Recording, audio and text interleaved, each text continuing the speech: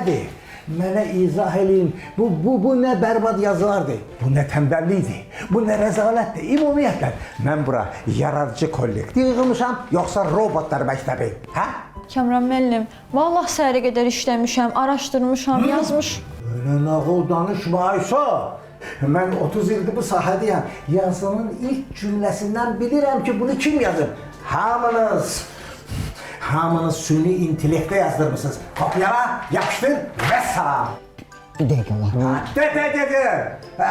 Günümüzün dinamik inkişaf edən bir dünyasında bu şablon cümlələr kimə lazımdır?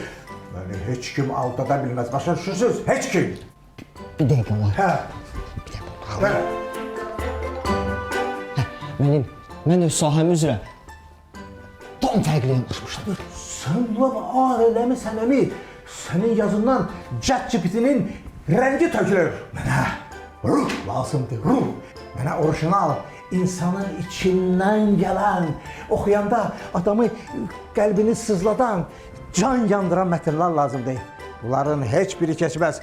Bir də eşitsəm, bilsəm ki, orada o proqramlardan istifadə eləmişsiniz, o saniyə sizi işdən qovacaq. Bebe! Nə? Basın bayrağı! Basın.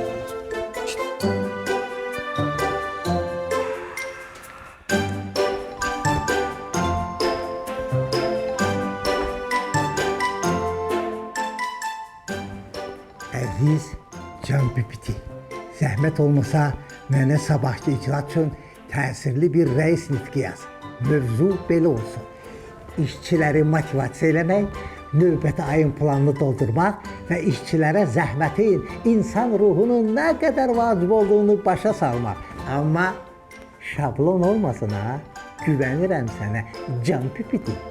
Hörmətli komanda, sizin zəhmətiniz olmasa, biz bu hədəflərə çata bilmərik. Növbəti ayın planını doldurmaq üçün hər birimizin töhfəsi lazımdır.